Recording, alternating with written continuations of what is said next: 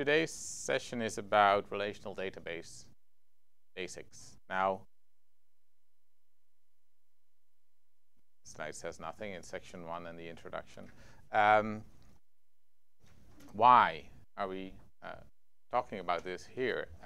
And we must say that we're SciNet, right? We run large scientific computations on our clusters, or you do it for us or for your supervisor, really. And in many cases, databases aren't the things that you would use even to store your own data. Much more likely you'd be using some sort of field-specific format, or even if it's portable, something binary, something a little faster and a little easier to use than a database. But there's enough data around here that every now and then somebody does need to use databases. And we'll show.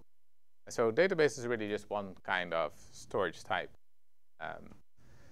in between the zoo of standard binary data or unstructured data or text data. And they kind of form a special thing. Now, formally, databases are any organized collection of data used for storing, managing, and retrieving information. I looked this definition up, which means all your data is in a database, unless it's random noise, right? So that's not quite what we mean when we say databases. Usually we mean relational databases.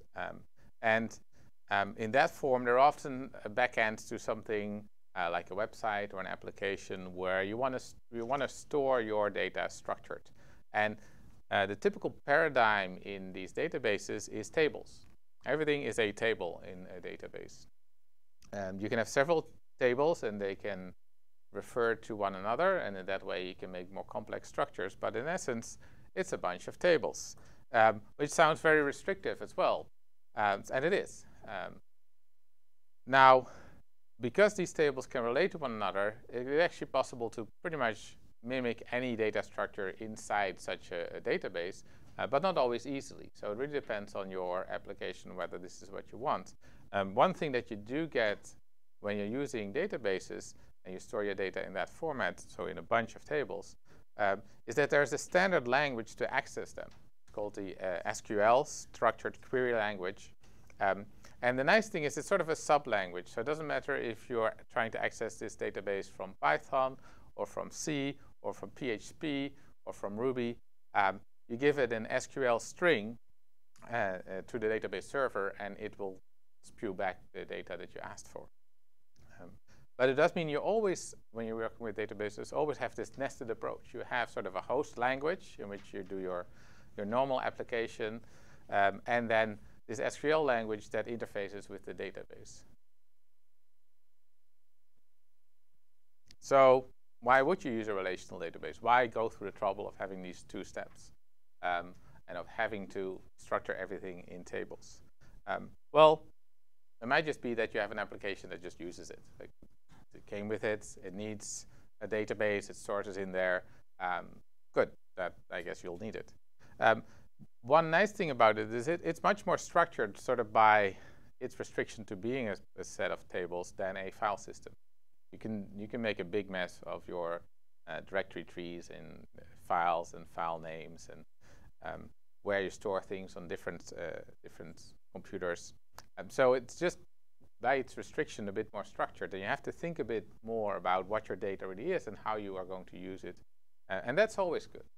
So having at least played with databases and the idea of structuring your data in some sort of form and thinking about what it is and how it can be best stored, even if you're not using a database, can be a useful exercise for any data that you're storing.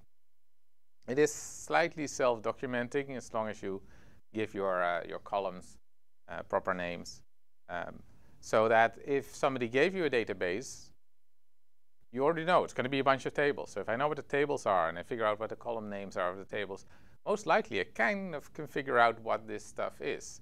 That's kind of nice. So in that sense, it's somewhat self-documenting.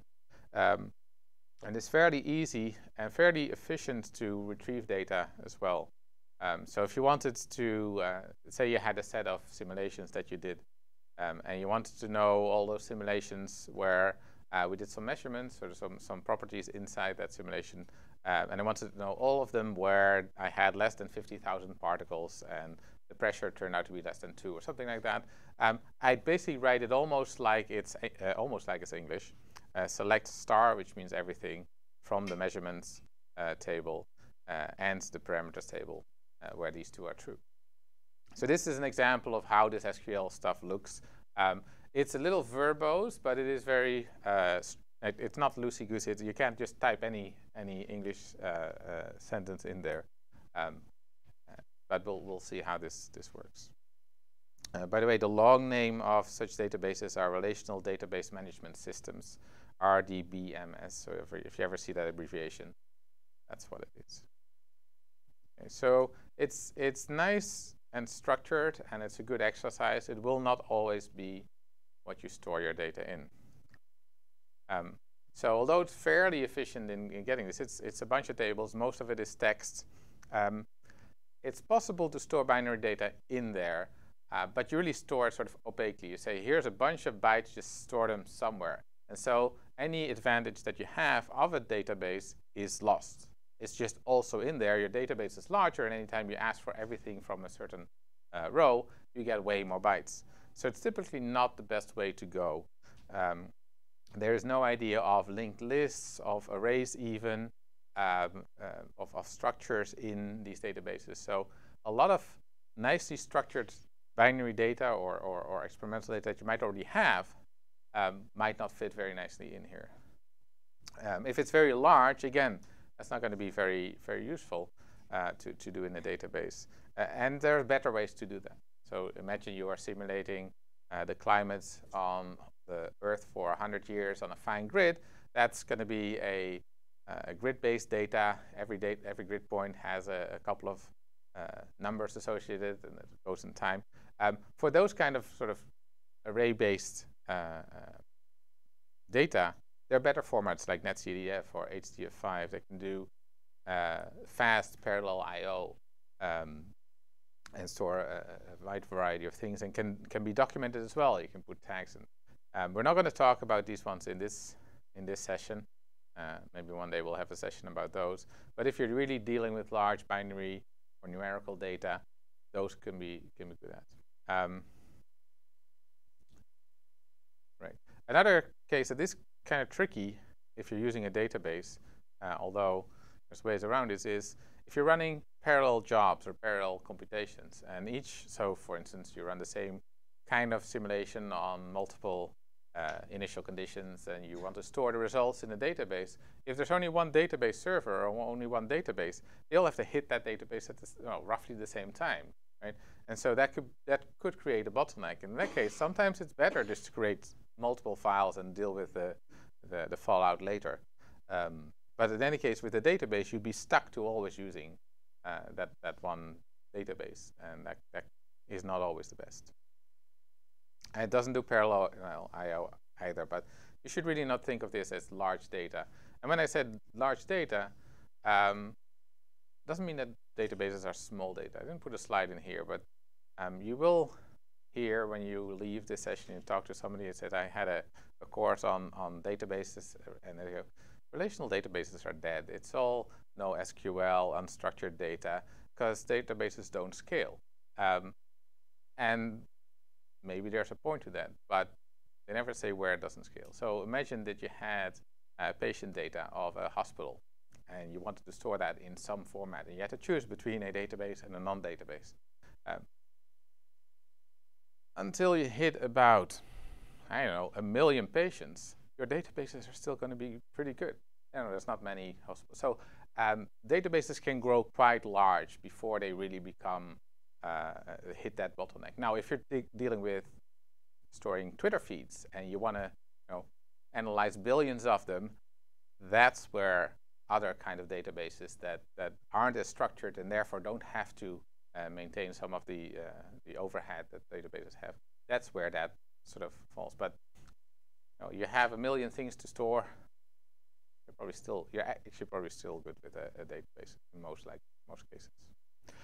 But that is number of records. That's not size of the data itself.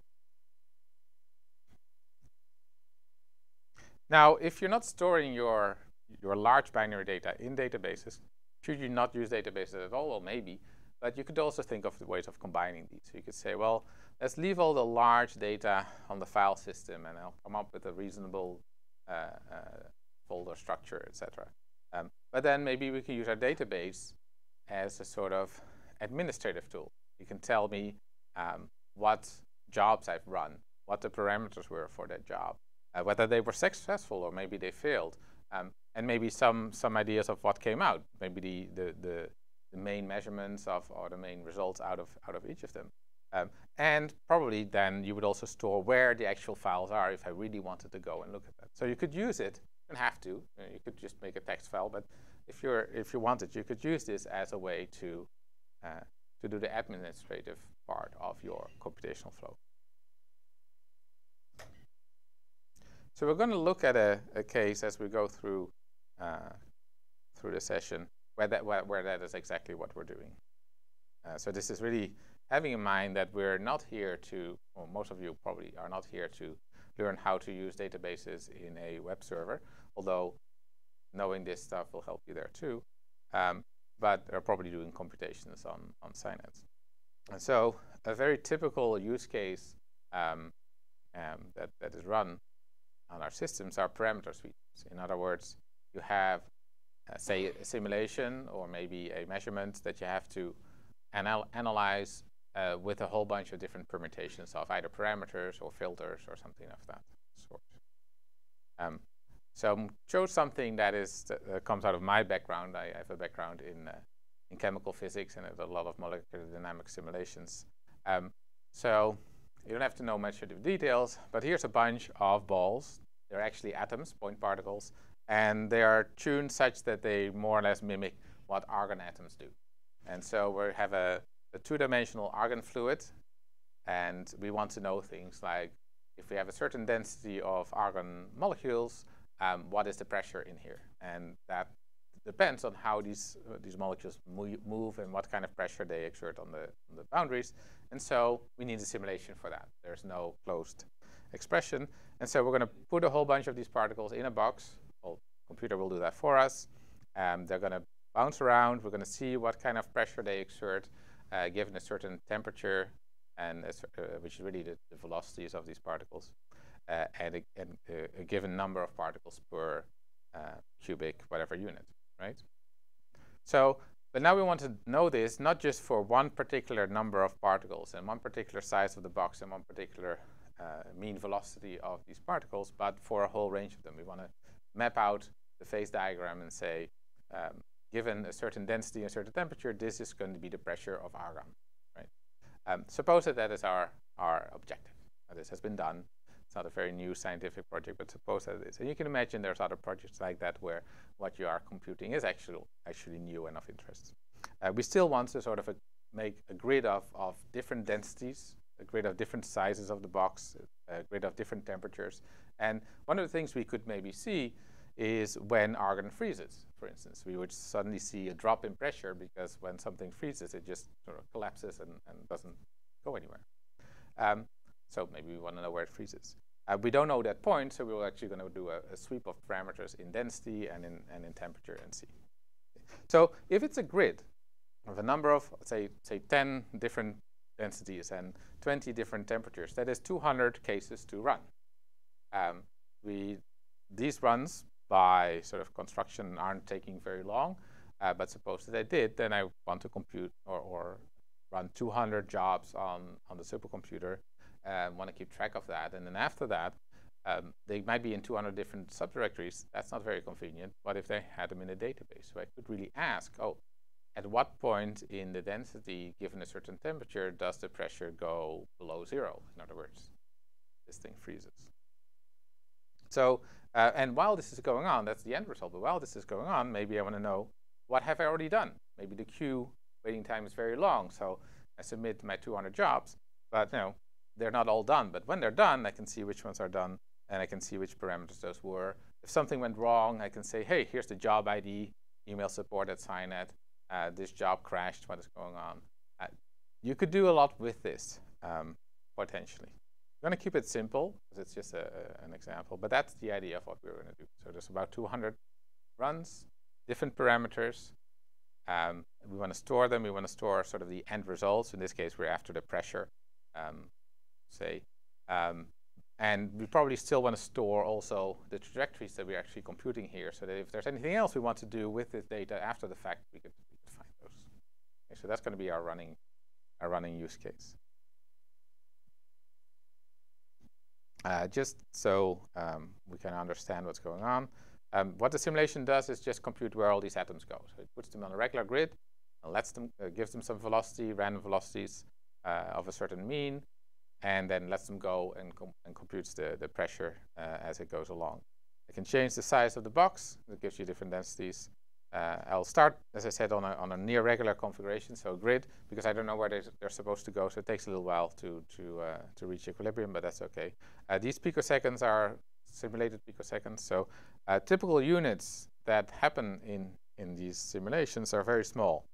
Time is measured in picoseconds. Length in angstrom, so 10 to the minus 10 meters. Temperature in Kelvin. Energy, because this is chemical physics, the energy units are funny. Kilojoule per mole, at least I didn't put calories in here. Mole per liter for the density, and megapascals turns out to be pressure. And I'm just mentioning that because it will come by, and that just comes from the nature of what we're looking at. If you want to follow along, or if you want to just try this, I put this on Niagara. So if you want it, I don't think clone works, but you should copy this directory. So just copy this whole thing. And then you can source setup to get all the modules, and you can make, and it will create a program for you.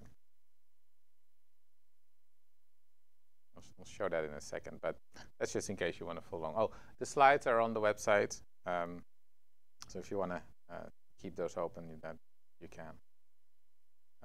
We'll come back to that in a second. Okay, so that's going to be what we want to use it for in our case. There's cases where everything goes in your database, and there's cases where just this set. There's cases where you go, I have 3 runs to do. I am not putting them in a database, and you would be right.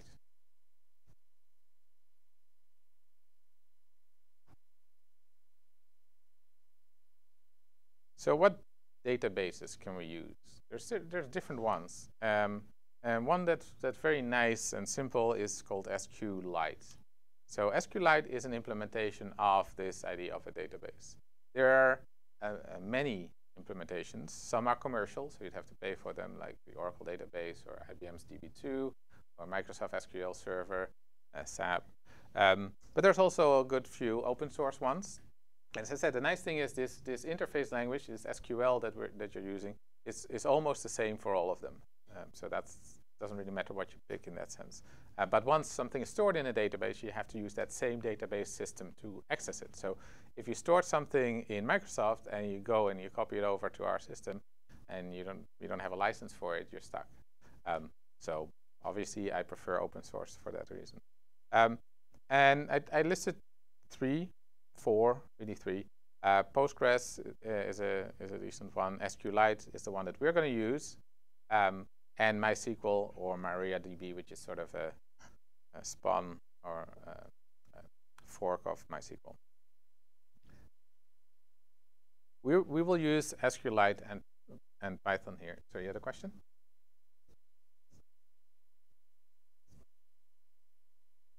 Mm-hmm.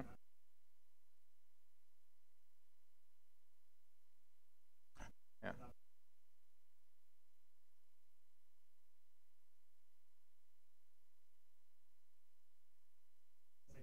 Mm-hmm.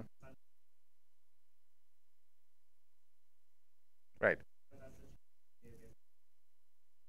Well, I think more of management. Migration tends to be not terribly hard. I mean, I said you can't read it, but most of these tools will allow you to dump out the whole set of data in a table, and you can put it in another one. And barring some details, that should work. Changing the format of your databases, or what columns you have, or whether something is in one table or split in 2, yes, that's something that is a much harder problem. And that's why you will want to try and do things right as much as you can initially. So for instance, you're right. If you had a table and you wanted to add a column, you already had some entries in that table, then there is no entry for those existing ones. So you either make one up, or you keep it blank, and then your code that actually asks for that best check. Okay, is this actually even there? When you add a column, it will just put essentially null values there. So it's not that it won't crash, but it will give you something back that's different from what you might expect.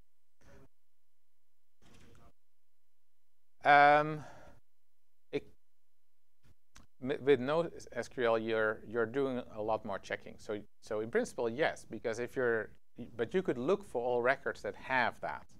So there's more legwork because there's no structure. So rather than asking, give me the age column of every patient, for instance, that's fine. In NoSQL, you'd have to say, give me all the records that have an age, and then give me their ages. So that prevents you from having missing data in a sense, where you don't get those issues, but you're still dealing with that. And it doesn't solve the fact that you had incomplete records.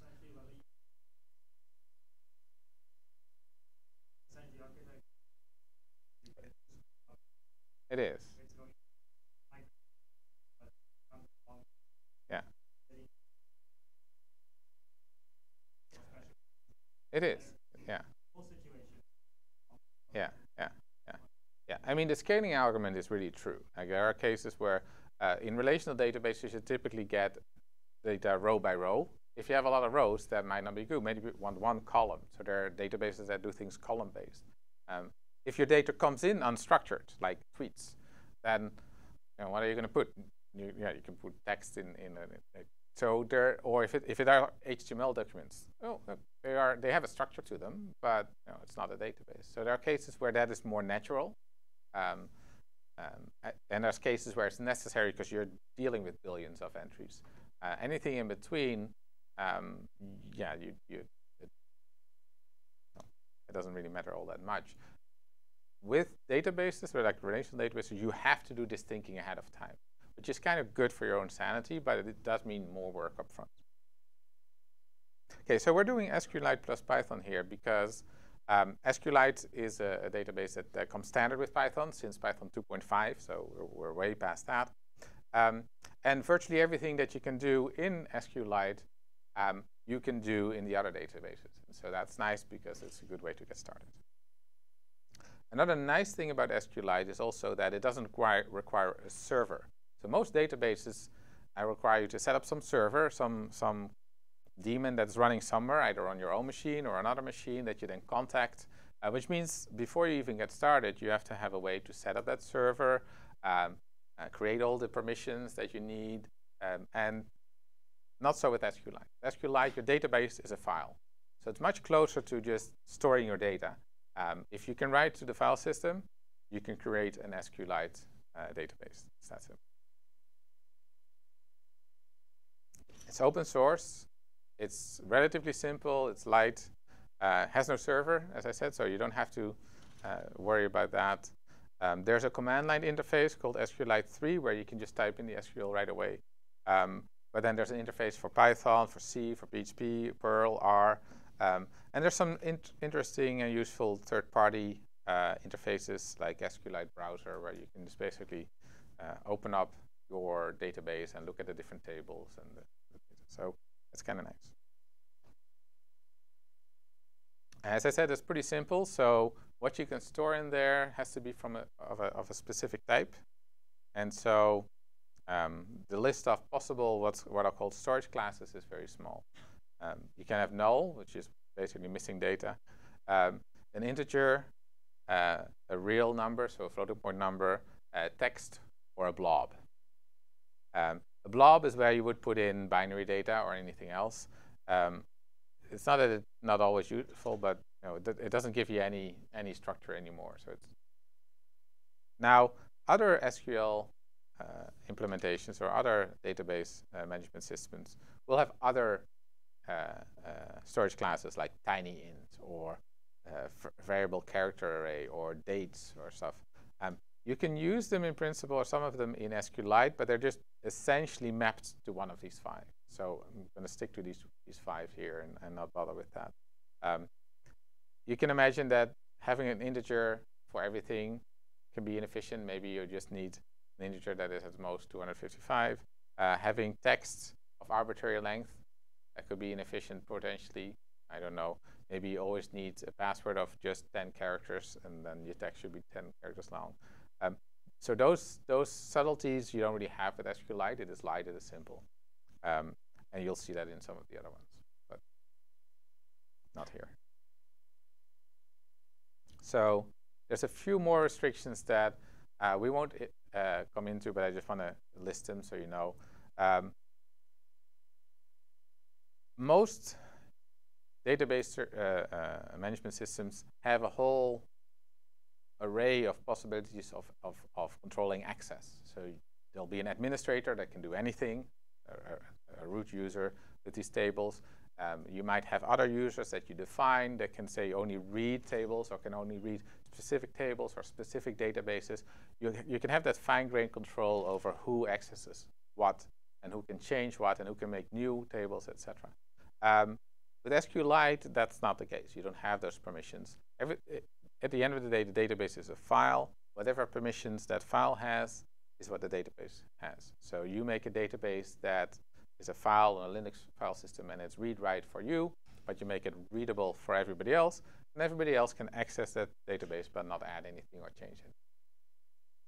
But it's just based on whatever the file does. That actually makes it simpler again. You can't do certain types of views. We're not going to look at views, but views are, think of them as slices through tables or combination of tables. You can't do certain types of joins that we won't use. What is kind of can be annoying is you can't remove or change existing columns. So if you have a table and it's there, you're allowed to add another column to it, but you can't say I'll take it away again. So once it's there, unless you rebuild the whole database. That's a bit of restriction. You also can't change, say, the type of a column. Say, oh, it was an integer, now I want a text. You can't do that either. So that's that. Yeah. What is the history behind this? Most. There's an idea behind. It's just to keep it simple, I think. Like most of it is just not worth the implementation. Like if you really need these things, you're going to go through some. Like if you want all of these permission things, you want to run on a separate server, right? I don't know. Maybe it was hard to implement after the fact. I don't know. Yeah. The last one seems like it's something you could easily do, right? Maybe not easily, but you could do. Not sure.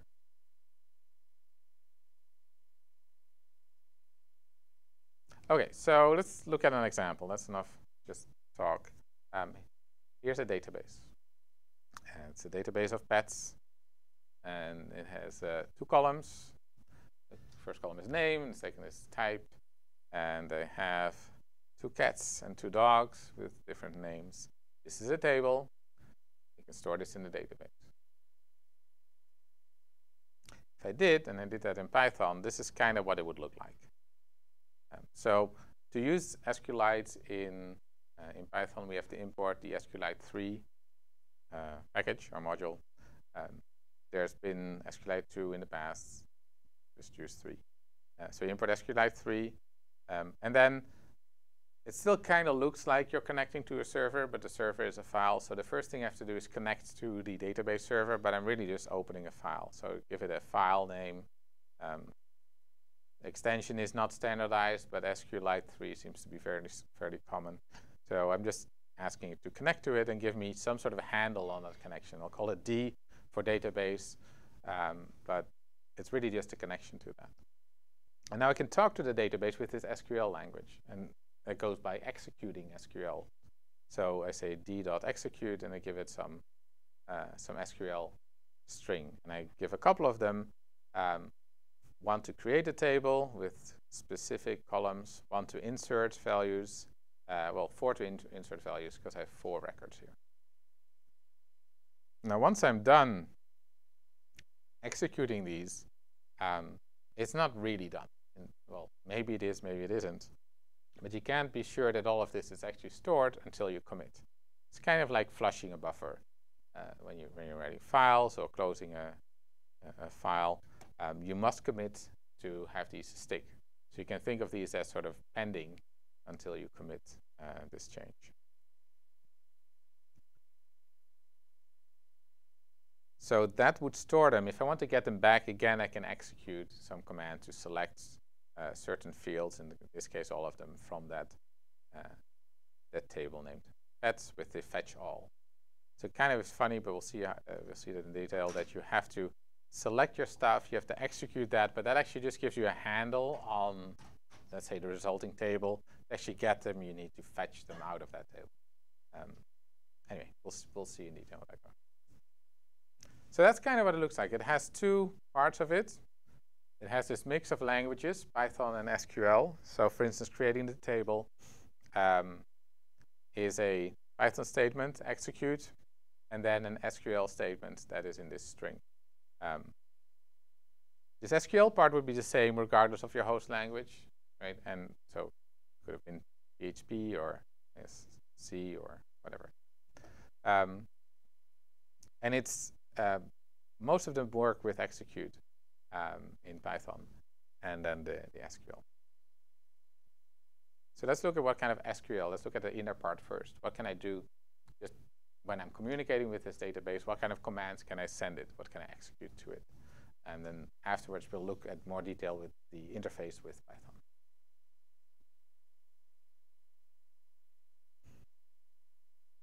So one thing I can do is I can create a table. That's good. So create table, pets, text. What does this do? Well, this is a bit of SQL. This has some background. SQL stands for Structured Query Language. It's what's called a fourth generation programming language. People stopped counting generations of languages somewhere in the 90s, and they stopped at 4, I think. But whenever you see a fourth generation, it means it's very verbose. It has like English words all over it. And the idea is that it expresses intention instead of implementation, which is true. But in any case, it is what it is. It's case insensitive. That's good to know. So create could have been written with lowercase, as with table, except for the names of things you give. So here we have a table that we give the name pets. Now it does matter whether pets has capitalization or not. The same with the name of the columns, which are name and type here. Now there is an ANSI standard for this, but there are slight differences in all of the implementations. So at some point, there you might find things that work in say MySQL and then don't work in SQLite or vice versa. And not a lot of things, not of the common things, but specialized parts. So common commands in SQL are create, to create a table, drop, to delete a table. So you cannot delete a column, but you can delete a whole table. I guess that's how you would get around it. Alter is what you do if you want to change a table, such as adding a column. Insert if you want to add a row. Update if you want an existing row to become different. And select to get the data out. So there's a lot of ways to get things in: create, drop, alter, insert, update. There's this command select that just basically does a query in your data from like what do I want out of here. But then select, because there's only one, you can imagine has a lot of clauses, a lot of syntax to it to filter out the things you actually want, not to get everything back. This one looks better on this screen than there, but create then. The create command, it looks like this. You create a table, and you give it a table name, fine, and then in between parentheses, you have to give a set of column names and types. In this case, we only had those 5 storage types, really. So you give a column name, followed by a space, followed by the column type, comma, and the next column. So that's how you define a column. So for instance, for our pets, we had create table, pets, name, texts. So name is of type text, and type is also of type text. Never made anything too complicated. Creates a table pets in the current database, so the file that's open. 2 columns, name, type, both are current.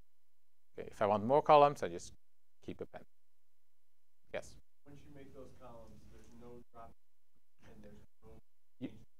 No, you can drop the whole table, but not... yeah, exactly. Yeah. So here's drop. Very simple. Drop table, table name, done. There's apparently some clauses you can add, but this is essentially it. So if I drop table pets, if I made a mistake, especially early on, if there's no data in it yet, because it's an empty table, just drop it. I can't change some things of a table. And so if this were a more general database, I could do things like removing a column or modifying a column. In this case, I can really only alter a table by adding a column of a certain column name. So if I wanted to know the age of these pets, I could alter the table pets by adding a column called age, which is an integer. So I'm counting this, I guess, in whole years. So I can do that. It will put it at the end. That's nice. Though the order should really not matter, but it does. Yeah. I can insert. So insert is inserting a row. So now we've made an empty table with no entries with column names. Now I can say, OK, I want to put a row in. So I have to specify for each column what its data is. So insert into pets values Nala and Kath. We'll do that. So into the pets table, the first column becomes Nala, and the second column becomes Kath. There's ways to say which name column should become which value. So you don't really have to know the order of the columns, but this is the simplest case. I can update it too. So if I did this twice in a row, I would get 2 rows that are identical. Rather than an updated one. If I want to update one of these rows, it's update table name, set a certain column name equal to column value, and then there's an optional where. So the way that could look is if I wanted to change this type of pet that was Kath, which was really just a typo, should have been cat, I can do update pet set type equals cat, and but I'd better use this where clause, where name equals Nala, so that only the column where the name is Nala is changed. If I omit this, all values in all of the rows will have their type set to cat. So you got to be a little bit careful here. If you don't do these where clauses, it will just say, OK, you want to set the type equal to cat everywhere? Fine, here you go. This can be useful if you're, say, adding a column, and you want to, and now all of the existing rows should have a certain value, like a default value. You could use this without a where statement, but typically you want to pick out which one you want. OK, so suppose we filled our database. We know how to change things. How do we get things out? That's the select command. And so the select command, you can ask to get everything. So that's select star or specific column names. And if it's a pretty big table, you probably just want the things that want to pick those things that you have. So I can do select column name, comma column name, comma column name from a table name. And then again, I can have this where expression. So I could get all cats, for instance, by typing select name type age from pets, where type equals cat. I can get everything from pets as well. In this case, these are the same because I only had these 3 types of columns.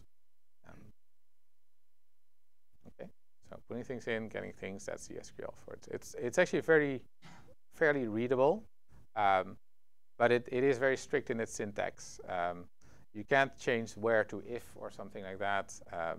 You can't do show instead of select. Or that, like, the syntax is precise, even if it is verbose and English looking. Sometimes you want to combine tables, and we'll see how that goes. And that's called joining. So you could have a table of these cat names and ages, and maybe there's another table that says, maybe I'm a vet, maybe this is my database, says which diseases each animal has. But maybe I want to now correlate the age of an animal with the disease that they might have. So now I have to join these tables in sort of a way because I separate them for some reason. So that's called a join. And so instead of having one table, you basically create a new table that is the combination of the two. And you can imagine there are different ways to doing that, depending on how much of the data is the same in the two. So until we go into actually seeing 2 tables, it's hard to figure this out. But Suppose I had my simulations, remember the simulation case, and I have a table with the attributes, so the initial conditions and the temperatures and the volume, but not the outcomes. And then I have another one where I have the storage of the paths of the actual data in a different table. And I could join those. I could say I have my parameters, I have my paths, I can join them, and I can ask where is this stuff stored, supposing that that's there. Anyway, we'll see better examples than that. So the syntax goes similarly. It's select, but it's in the table name where the thing is different. So you say table name, and then join with another table. Now inner join and outer join differ more in how they deal with missing data. So we have two tables that are identical, same number of rows. You can imagine what's going on. You'd always need this where expression though, because if I had a table with my cats or with my pets here and my diseases here, I'd have to match them up pet by pet, right? So I could do that, for instance, by the name of the pet. You say, okay, if the name of the pet is here, then look up the name of the pet here, and then put those together, join them in that way.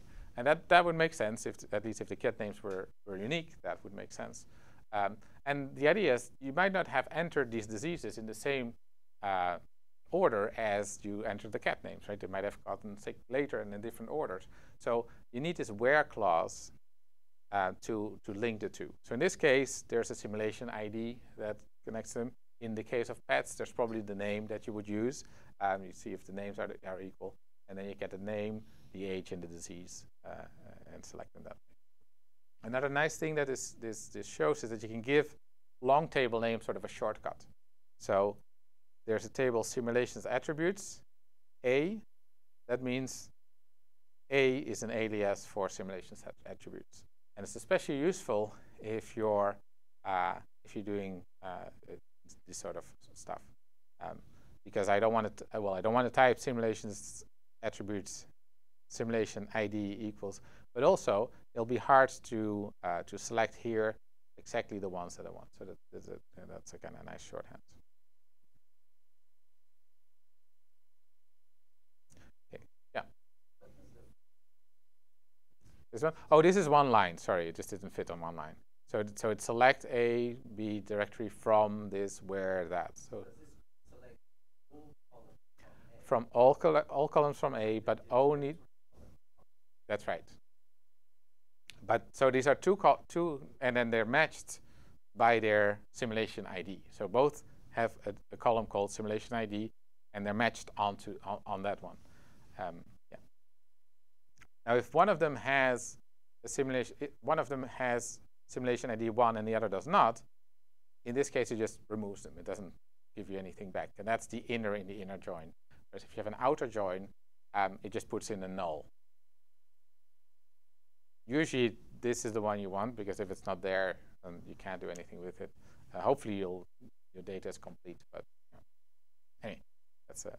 So that's, yeah. So you can be very specific on what you want, and this, in essence, creates, if you think about it, it sort of in memory, not really, but it like virtually creates a new table that is just all the data from A and just the data from the directory column in B as a sort of a new table. And if you get very fancy with SQL, you can actually use that now as a new table on which you can do selects again. And so you can recursively do these selects. We won't do that here, but when I said that SQL is very readable, when you start going down the rabbit hole like this, it kind of is not. So right now it has no name, but I could actually put parentheses around all of this and then give it a name like X, and now I can do select X.directory from that whole thing, and that would work. Yeah.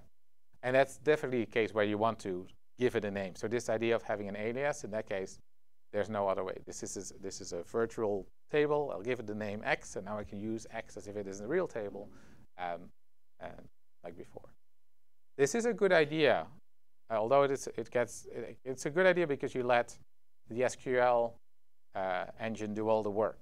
You could also just take this and say, okay, I'm now reading these all in, and now in Python I'm going to parse through it and do the rest of the stuff, and that's fine, but not always the fastest way to do it. Like these SQL languages are supposed to see the best way of doing this and not really creating the real tables unless they really, until you ask for them. Sorry about that.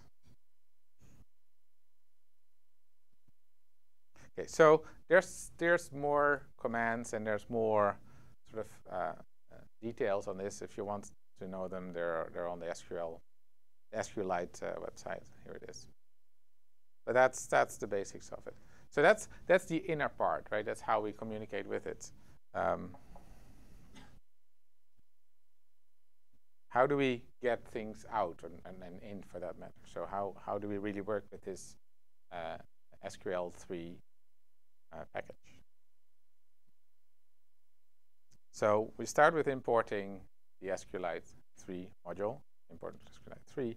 And then once we have that, we can connect to databases. But in this case, that just means opening a file.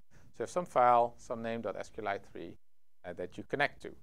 What you get back is called a connection. It's just a handle on it. It's like the file handle. Not exactly, but it's like it. And then you're supposed to do something funny where you get the cursor into this connection. So you should get a cursor from the connection. Turns out, at least for SQLite 3 or SQLite, whatever you can do with this cursor that I got out, I can do with the connection itself. So it seems a little bit silly. I've never seen a good reason, but I think maybe in other databases it matters more. So what I'm going to do is I'm going to go a little bit non-standard here and go, okay, I'm not going to get a cursor and do things with a cursor. I'm going to just work with this connection because it works anyway. It makes my examples clearer, and there's no real downsides. So we're going to work with our connection, but we're supposed to do this cursor stuff. So what can I do with this connection? With this connection, I can execute SQL commands. So I've connected to my file. Basically, I've opened it, and now with that file, I execute commands. That's a reasonable way of looking at this. So I can execute my create tables. I can execute my select from. And those execute commands give something back again, and they're again called cursors. In this case, at least for the select, the idea of a cursor here isn't so strange. These are essentially tables again that are returned, and the cursor is just pointing essentially at the next row that I would get. So it doesn't give you everything at once, and maybe that's good, because if you really have 1 million records of something, you don't want to record, you want to get them all back at once, or maybe you can't. Maybe it's too big. So you get this cursor concept, and then from that cursor you can say, read so many rows, or read 1 row, or read all of them, right? So that's an idea of cursor where I go, okay, I can sort of see you're starting to read from this table constructs that you requested. You get the same back from creations, but you don't really get the table. It's not like I just can read a table now. This is more of a, you can do this for error checking and stuff like that. Now, as I said, when you have a select, this really makes sense as a cursor where you're reading things out. But now from that cursor, you have to read things. And so you have to use an extra command called fetch. So if you just want to get the first one from the stack, so to speak, I just do fetch 1. Or if I know there's only 1 result, and sometimes you just know, say, okay, I have my cursor and I just get it. So there's still that 2-step idea. But if you think about it, you get a table back, and then you fetch the row. If you think of it that way, maybe not so strange. If you want everything, you just say, okay, just fetch all. You better know that this all fits, but in memory, but maybe it does. If it does that, it gives you an array of tuples in Python. So tuples are these comma-separated parenthesized things which cannot be modified. So for every column value, you get a value in the tuple, and then you get as many tuples in the array as there are rows that matched. Yeah. If you suspect that you can't get all of them at once, you can do fetch many, where you get a partial list, and you can obviously do a loop and go over that again. And so you can say, okay, just get me the first 100, and then I'll do the next 100, etc., until it's depleted. So here's a little example. So I'm connecting to this database file named .SQLite3 and say that that's where my pets live. And I execute name type from pets where the name is Missy. I want to look for Missy. And so D is my database. I execute it, I get a cursor. And suppose I know that there's only one Missy, then I'm going to fetch Missy, fetch one, and that is R. R is my row. And if I printed that, since it's the row, when I asked for name and type, I get Missy, cat. Okay? So I get the row as a tuple. That makes sense? You guys have worked a little bit with tuples, or tuples are like immutable arrays when I think about it. Okay, questions? Good. So it's not that hard to get out. If I did fetch all, I would get an array. If I get fetch one, I get one tuple. Now, when you're filling the database, especially then, you can just do that. You can go, okay, execute insert into pets values, Missy, cat, puppy, dog, bingo, dog, kitty, cat. That gets tedious, and especially gets tedious if you have many of them. And it especially gets annoying when these are maybe already in an array, and now you just have to loop over them and do this. So there's a execute many command that helps you with that, where you just say insert into pets values, and you give two template arguments or positional arguments. And then you give again an array of tuples. So here again, this tuple is with parentheses, they're immutable, and they have an array with square brackets. So kind of the same way as you get, when you get your fetch all back, you get an array of tuples. When you want to fill it, you can do the same thing. You just say, okay, fill the values. Here is an array of tuples, and just put it in the database. So it's symmetric in that way. Does that make sense? I think you have to put in a none. Yeah. So you just, if you don't know what Missy was, then you just put in none, and I think it translates to a null value in the database. Yeah.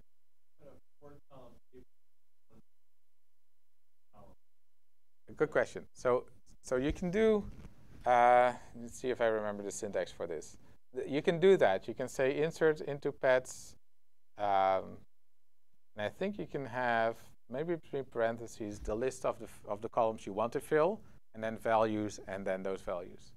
And then, depending on whether you've set it up such that there's default values for your other columns, they are either filled or just left null. Yeah.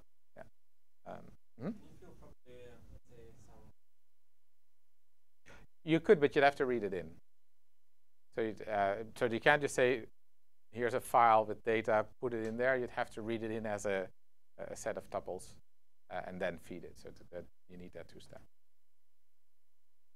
Yeah, so there's no nice, there might be a utility that does that. Like if you, but by default, I think there's a way to say, okay, here's a CSV file, let me put it in the database.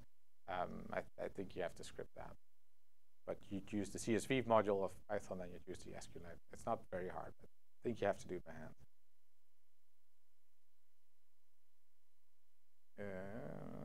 Right. Okay, so when you're working with a database, in principle, there could be one server and several clients, as they call it. In other words, one database and different applications trying to use that same database. And so this can pose a problem, a race condition, where something might be changed while we're reading it. So all databases are set up in a way that their interactions with it are what's called atomic. So every time you do something, it happens as a whole or it doesn't happen at all. So there's no possibility that I'm writing a new row and I have written the name, but I haven't written the type yet, and some other application is reading that row and reads it wrong. That doesn't happen by construction. There either is a row with the full information or there's not.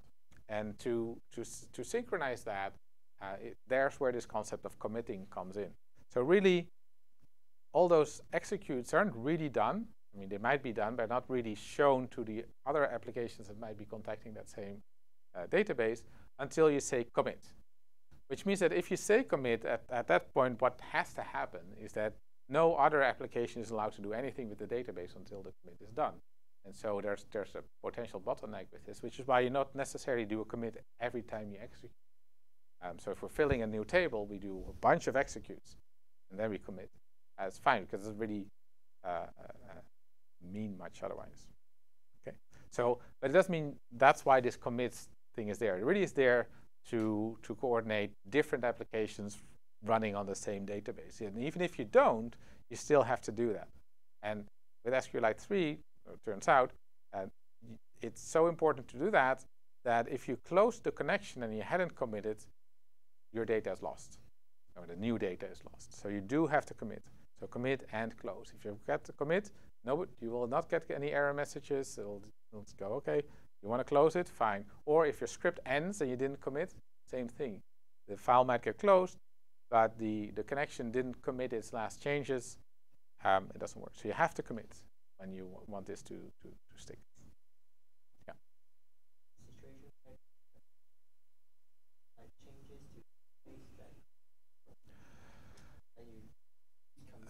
Yes, so commit could potentially fail, I think. I think that's probably true. And in that case, you want to get back whatever you check the cursor, and there's some way to inspect it. Yeah. What time is it? Let's think about this one. Let me show you how this works, and then we can take a little break. So we won't do the hands-on because, well, it's nice. I don't think we have the time. But this idea of this use case of having several runs, I've actually put it on the system.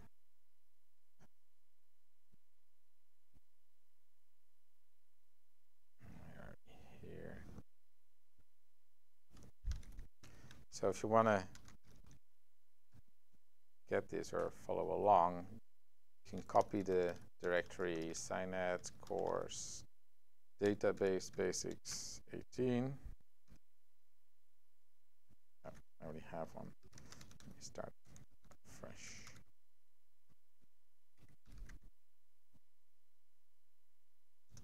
There, it's not very big.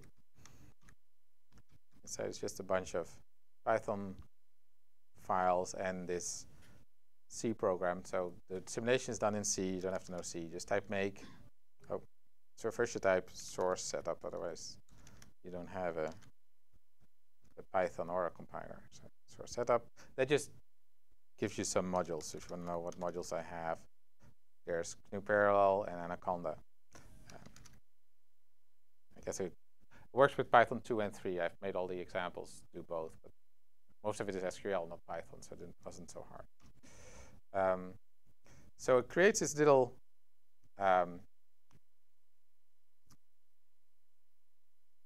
application LJ